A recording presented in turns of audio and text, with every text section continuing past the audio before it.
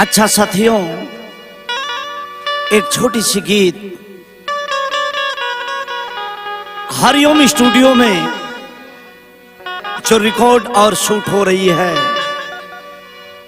आप लोगों की बेहद मांग पर आप लोग मेरी गीत बाबा साहब की सुना है।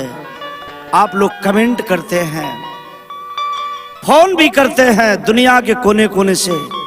आप लोगों को एक स्वर से जय भीम नमो बुद्धाय। यह गायक अशोक लाल यादव आपको उस दिशा में ले चल रहा है। आप लोगों ने जिस चीज को मानता है, पहचानता है, और अशोक लाल जानता है। पूरी दुनिया में जब कोरोना का प्रकोप चला है, सबसे पहले अगर किसी का दरवाजा बंद हुआ, उसका नाम सिर्फ बाबा है। लेकिन उस बाबा का दरवाजा कभी बंद नहीं हुआ। जिस बाबा ने मुझे संविधान दिया है, जिस बाबा ने मुझे जीने का हक दिया है, उस बाबा का दरवाजा कभी बंद नहीं हुआ। इसलिए अशोक लाल बता रहा है अपने बाबा के बारे में। क्या बताता है कि पूरे दुनिया में बाबा जी महान भैला, हर पूरे दुनिया में बाबा जी महान भैला। सूर्य जौर चांद भैले नाम, पूरे दुनिया में बाबा जी महान भैला। सूर्य और चांद भैले नाम।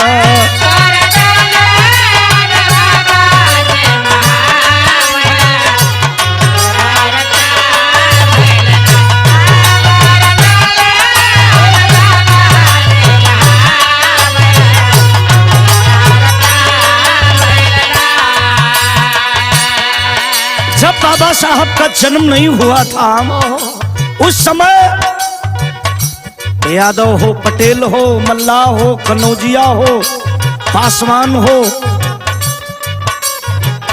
बिंद हो, राजभर हो, चौहान हो, चारपाई पर नहीं बैठ पाता था। कहाँ?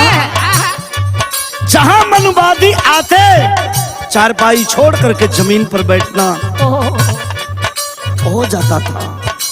लेकिन बाबा साहब जब जन्म लिए देश में, तो बाबा साहब ने देखा और पहचाना। लेकिन कहना है 14 अप्रैल सन 91 का दिनवा,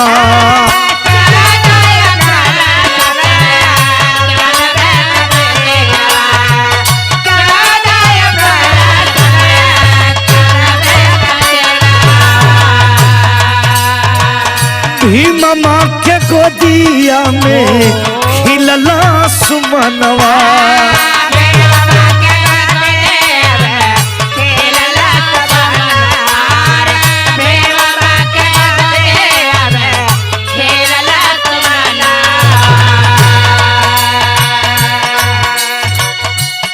शिक्षा संगठन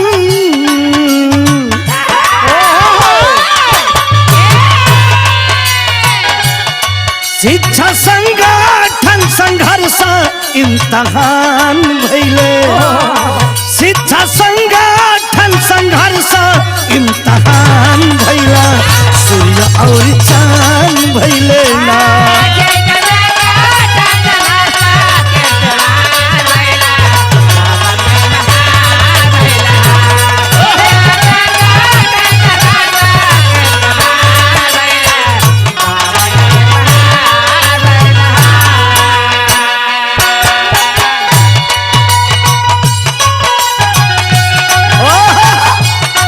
क्या बात है।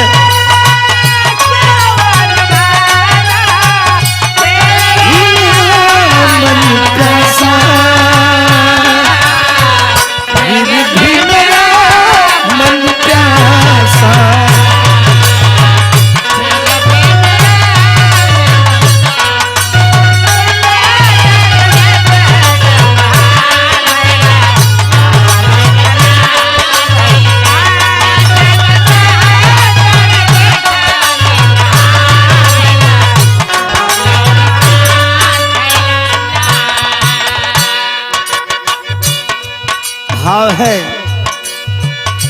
कहना है माताजी से भीमराव पिताजी से भइल।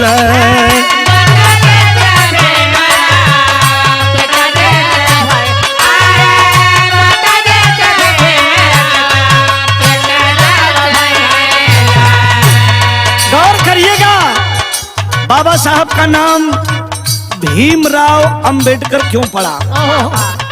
माता का नाम भीमाबाई से पैदा हुए, उसमें से कुछ अक्षर लिया गया, भीम लिया गया, और पिताजी से राव लिया गया। कहना है, गौर करिएगा आप लोग, माताजी से भीमराव पिताजी से भइला।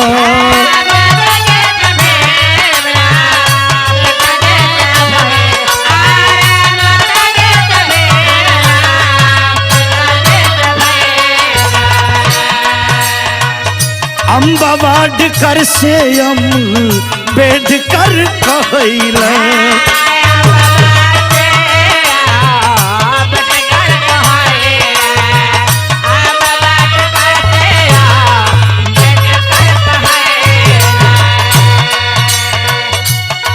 पूरे दुनिया में छठवां विद्वान भइला। पूरे दुनिया में छठवां विद्वान भइला। सूर्य और चांद भइले ना।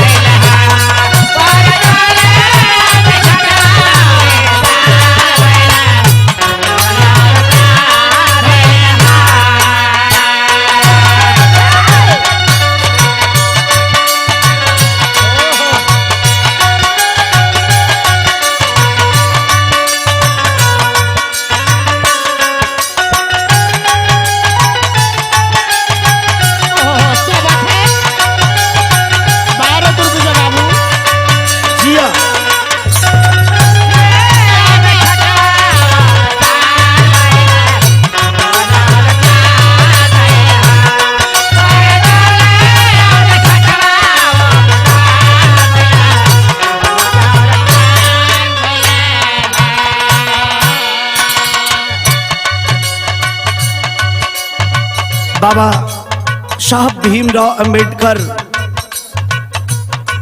पढ़ लिख करके पूरे दुनिया में छठवां नंबर के विद्वान हुए। भारत की धरती पर आए बाबा साहब भीमराव अंबेडकर। 3 जगह से नाम लिया गया तो बाबा साहब का पूरा नाम भीमराव अंबेडकर कहा गया। लेकिन बताया गया क्या? उनका सतुरबा जब भीम जी का महिमा।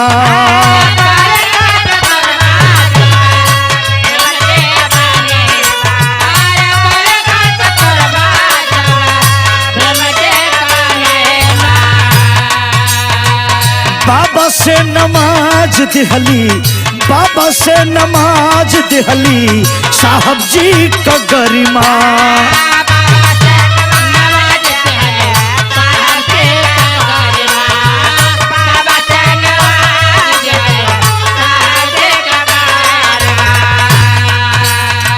बाबा साहब 1932 के गोलमेज सम्मेलन में बाबा साहब ने दलितों का पूरा अधिकार, जैसे स्वास्थ्य में दलितों को तो तमाम दलितों को व्यवस्था मिली बाबा साहब के तहत।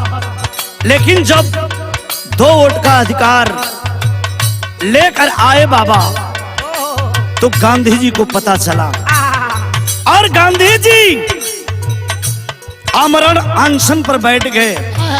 पूना जेल में बैठ गए और भारत के कोने कोने यह चर्चा होने लगी। मेरे साथियों, गांधी जी आमरण अनशन पर बैठे हैं। उनकी धर्मपत्नी कस्तूरबा खबर पाती है कि मेरे पति, मेरे सुहाग गांधी जी अब मर जाएंगे। आकर के बाबा साहब के चरणों पर जाते हैं, मेरे सुहाग को बचा लो, मेरे सिंदूर को आप बचा लो, आप तो महान हो। बाबा साहब नारी का सम्मान करना जानते थे और अपने सुहाग की भीख मांग रही है एक नारी। बाबा ने जा करके और काम तो बाबा ने किया, आमरण अनशन तुरवाया, लेकिन हम दलितों पर एक बड़ा आघात पहुंचा। वह रात हम गरीबों के लिए, हम दलितों के लिए बड़ी भयावह थी, जो सबके कलेजों को झकझोर कर रख दिया। 2 वोट का अधिकार, 1 वोट का अधिकार हमारा वही छीन लिया गया। तब गांधी को पसंद आया और गांधी ने आमरण अनशन तोड़ा। लेकिन कस्तूरबा ने बाबा के सामने हाथ जोड़ करके कहती है, आप बड़े महान हो। उसने नमाजा क्या? बाबा से नमाज दिहली साहब जी का गरिमा।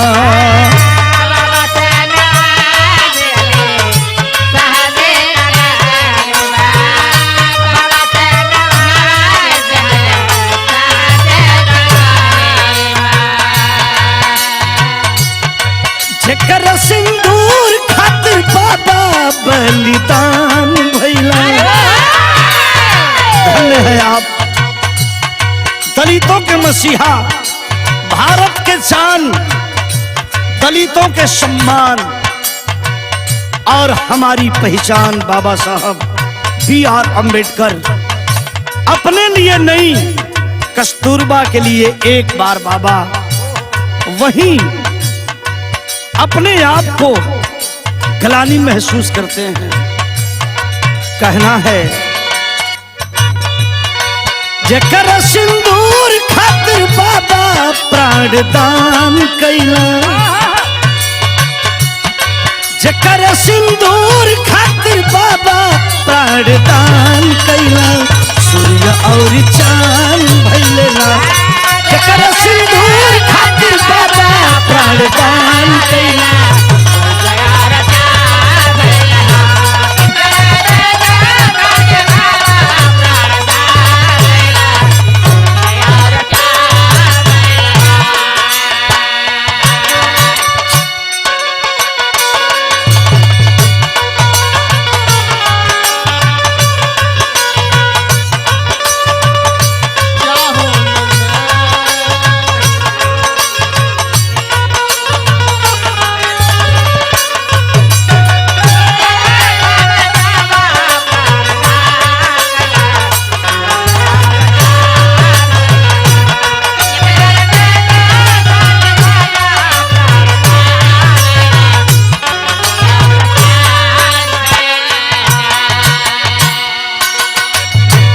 बात बन गई, पूरा हर जगह से अक्षर मिला करके अब बाबा साहब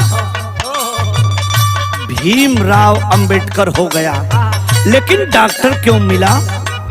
आगे डॉक्टर साहब, डॉक्टर बाबा साहब B.R. अम्बेडकर कहा जाता है, लेकिन डॉक्टर शब्द क्यों लगाया गया मैं बता रहा हूं। खइले PhD बाबा लंदन में जाके।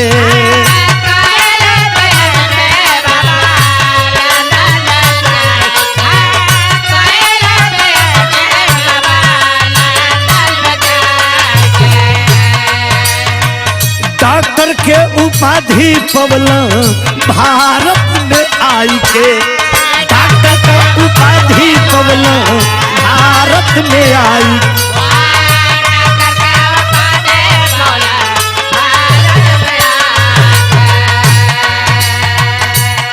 जेकर संविधान दुनिया में कीर्तिमान भइले। जेकर संविधान दुनिया में कीर्तिमान भइला। सूर्य और चांद भइले ना। जेकर संविधान दुनिया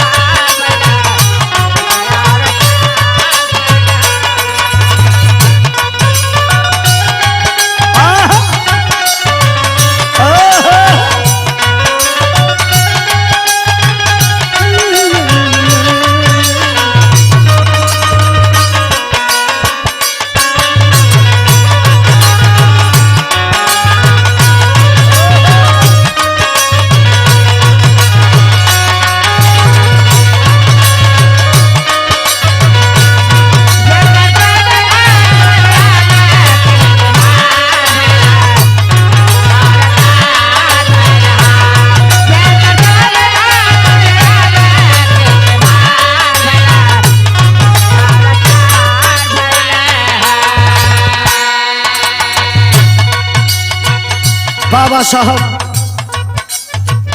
जो संविधान बाबा साहब ने बनाया, वह अगर संविधान नहीं होता तो आज हमारा FIR NCR भी नहीं लिखा जाता। बाबा साहब के संविधान को इन्हीं मनवादियों ने चलाने का काम किया है। और हमारे लिए अगर इस भारत का कोई भगवान है तो हम गरीबों के, हम दलितों के भगवान सिर्फ एक नाम आता है, क्या? बाबा साहब भीमराव अंबेडकर। पूजा करो। ए भैया, ए बाबा लोगन के अगर कौशल गल होते कोरोना में, ये बाबा कैसन लगन देखले रहा हो? नहीं नहीं, इन लोगन में 2-3 गो बात है। लगन ही लोग धराला, आज या चुन के लगन धरी तैया आनी पानी जरूरी आई। और सबसे बेटर और सबसे जाग गए हैं हमारे चमार भाई।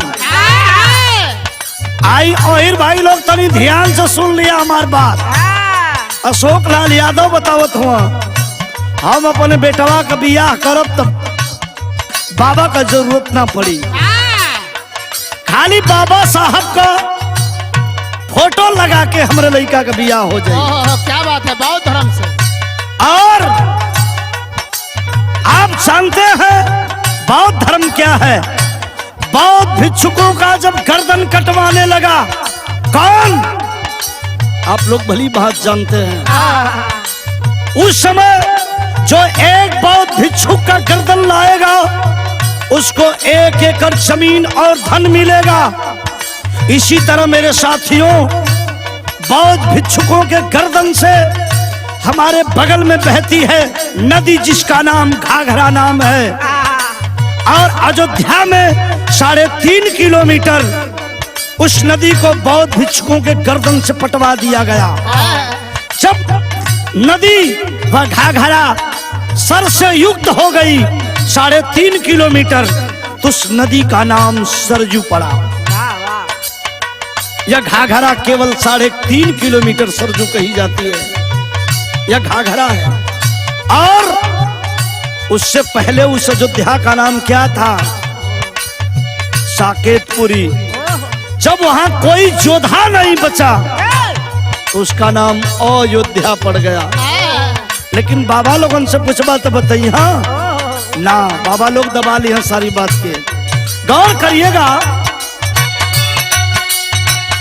कहिला PhD बाबा लंदन में जाई के,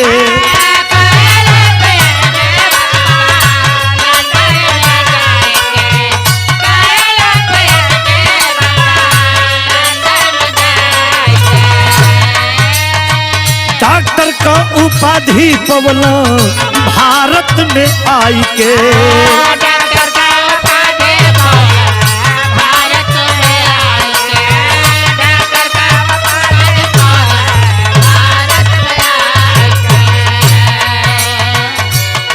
जेकर संविधान दुनिया में कृतमान भइला, जेकर संविधान दुनिया में कृतमान भइला, सूरज और चांद भइला। जेकर संविधान दुनिया में कृतमान भइला,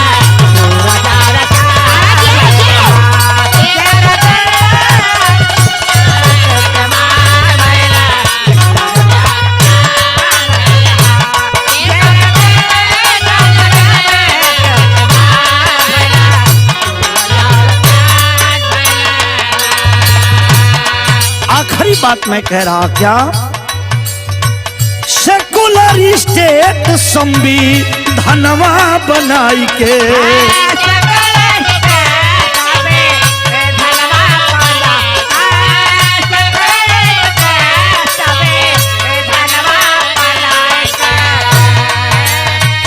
भइले महान भीम भारत रत्न पाई के, भइला महान भीम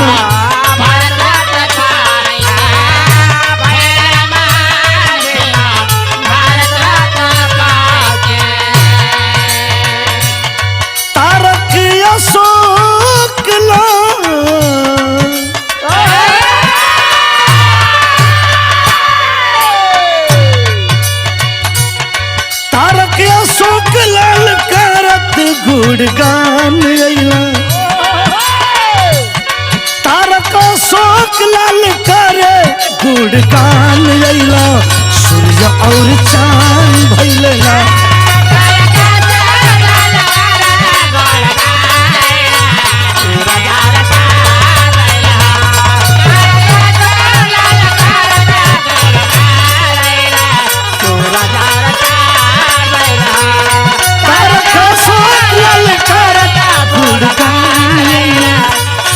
और चांद